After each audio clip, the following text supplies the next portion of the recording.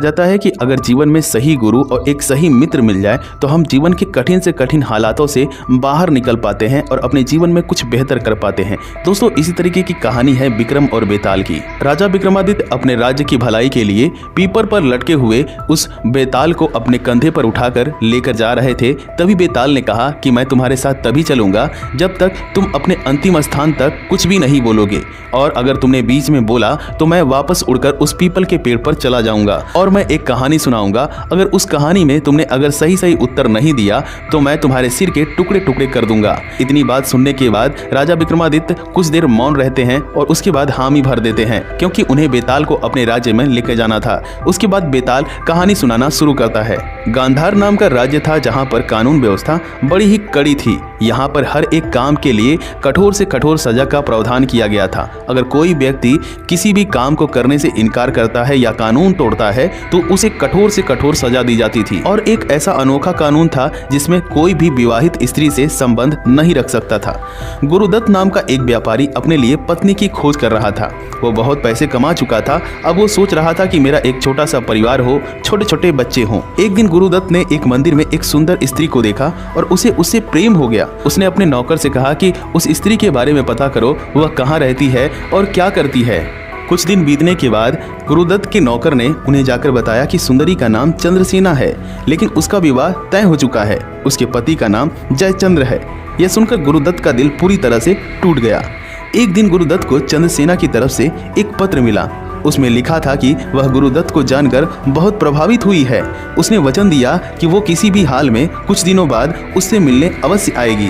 पत्र पाकर गुरुदत्त को बहुत ही खुशी हुई। जब चंद्रसेना का विवाह जयचंद्र से हो गया तो उसने अपने पति को गुरुदत्त के बारे में बताया। यह सुनकर जयचंद्र को अच्छा लगा कि उसकी पत्नी झूठ नहीं बोलती है। जयचंद्र ने उसे गुरुदत्त से मिलने की अनुमति दे दी। चंद्रसेना गुरुदत्त से मिलने के लिए चल पड़ी। शाम होने को थी, चारों तरफ अंधेरा हो रहा था, रास्ता भी एकदम सुनसान पड़ रहा था। तभी अचानक से उसका रास्ता किसी ने रोक लिया और वो एक चोर था। वो चंद्रसेना के सारे गहने लेना चाहता था। चोर को देखकर चंद्रसेना डर गई और घबराई। फिर हिम्मत बटोर कर बोली कि मुझे जाने दो, मैं अपने प्रेमी से मिलने जा रही हूँ। उसने चोर को सारी बात बता दी और उसके बाद वो बोली कि मैं वापस जब आऊंगी तो तुम मेरे सारे गहने उतार लेना, तुम्हें मैं दे दूंगी। चंद्रसेना ने कहा कि मैं खानदानी स्त्री हूँ और ये खानदानी स्त्री का वचन है, मैं तुम्हें धोखा नहीं दूंगी। चंद्रसेना की बात सुनकर चोर पिघल गया और चोर ने उसको जाने दिया। जब वो अपने प्रेमी गुरुदत्त के पास पहुंची तो गुरुदत्त देखकर हैरान हो गया और उससे बोला, तुम इस तरह आधी रात को क्यों आई हो? आज तो तुम्हारा विवाह संपन्न हुआ है और तुम विवाह के पहली रात को पति के साथ रहने की बजाय मुझसे मिलने आ गई। तुमने ऐसा क्यों किया? क्या तुम में थोड़ी भी अकल नहीं है? चंद्रसेना बोली, मैंने कहा था एक दिन तुमसे भेंट करने आऊंगी। गुरुदत्त बोला, क्या तुम्हारे पति को इस बारे में पता है? चंद्रसेना ने कहा, हाँ, मैंने उन्हें सब कुछ बता दिया। फिर गुरुदत्त ने बोला, अब तुम किसी की पत्नी हो और मैं दूसरे की पत्नी से संबंध नहीं रखना चाहता। हमारे राज्य में ऐसा करना गैर कानूनी माना जाता है।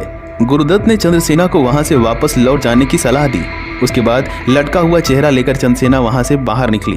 वो सोचती थी कि वो अपने पति की आज्ञा से अपने प्रेमी से भी मिलती रहेगी और किसी को पता भी नहीं चलेगा, लेकिन यहाँ पर तो पासा ही पलट गया। वापसी पर चंद्रसेना को वही चोर मिला। चोर ने उसका उदास चेहरा देखकर उसकी उदासी का कारण पूछा तो चंद्रसेना ने उसे सब कुछ बता दिया। चोर ने उसकी तारीफ की कि वो अपने प्रेमी को दिया हुआ वचन निभाने गई थी। उसने उसको शुभकामनाएं दी और उसके गहने लिए बिना उसे जाने की सलाह दी। चोर ने चंद्रसेना के जाने से पहले कहा कि मैं तुम्हारे पति की तारीफ करूंगा जिसने तुम्हें अपने प्रेमी से मिलने जाने दिया। तुम अपनी जान जोखिम में डालकर उससे मिलने गए और उसने तुम्हें डांट कर वापस भेज दिया। ये दुनिया भी अजीब है यार, आराम से घर जाना। चंद्रसेना ने बोला कि क्या सचमुच तुम मेरे गहने लिए बिना मुझे छोड़ रहे हो, मुझे जाने दे रहे हो? क्या तुम्हें इस गहने की जरूरत नहीं है? तब चोर ने कहा कि तुम वैसे ही परेशान हो, तुम्हारा मन दुखी है, इसलिए मैं तुम्हें और दुखी नहीं करना चाहता। मैं चोर होने से पहले एक इंसान हूँ, इसलिए मेरे अंदर भी हमदर्दी है। अब तुम जा सकती हो। उसके बाद चंद्रसेना अपने घर की तरफ लौट जाती है और घर पर जाकर अपने पति को सारी बात बताती है, लेकिन पति उसकी परवाह नहीं करता है। वो उससे नाराज था। उसने कहा, राजा, पत्नी, मंत्री और व्यक्ति के बाल और नाखून अपने अपने स्थान पर ही शोभा देते हैं। कहानी यहाँ पर समाप्त हो जाती है। कहानी समाप्त होने के बाद बेताल ने राजा विक्रमादित्य से पूछा कि जयचंद्र, चोर, गुरुदत्त, इन तीनों में सबसे श्रेष्ठ कौन है? कुछ क्षण सोचने के बाद राजा ने जवाब दिया, इन तीनों में सबसे श्रेष्ठ चोर है। ज्यों ही चंद्रसेना ने अपने पति को अपने प्रेमी गुरुदत्त के बारे में बताया तो उसका पति उसी क्षण उसे प्रेम करना छोड़ दिया। जब गुरुदत्त को चंद्रसेना का विवाह का पता चला तो उसने राजा के डर के कारण उसने उससे संबंध ही तोड़ दिया। लेकिन चोर ने चंद्रसेना की सारी कहानी सुनकर उसे कोई नुकसान नहीं पहुंचाया।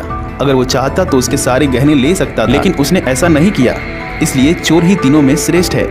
चोर ने चोरी का स्वभाव ही त्याग दिया, उसने चोरी करना ही बंद कर दिया। चंद्रसेना के दुख में दुखी होते हुए दिलासा भी दिया। बेताल बोला, बिल्कुल ठीक, तुमने जो उत्तर दिया है वो बिल्कुल सही है।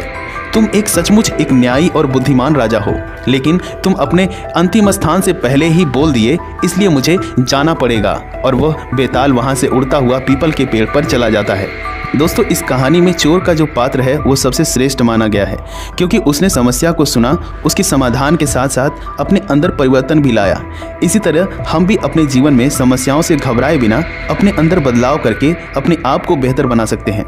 उम्मीद करता हूँ इस कहानी से आपके जीवन में जरूर बदलाव आएगा।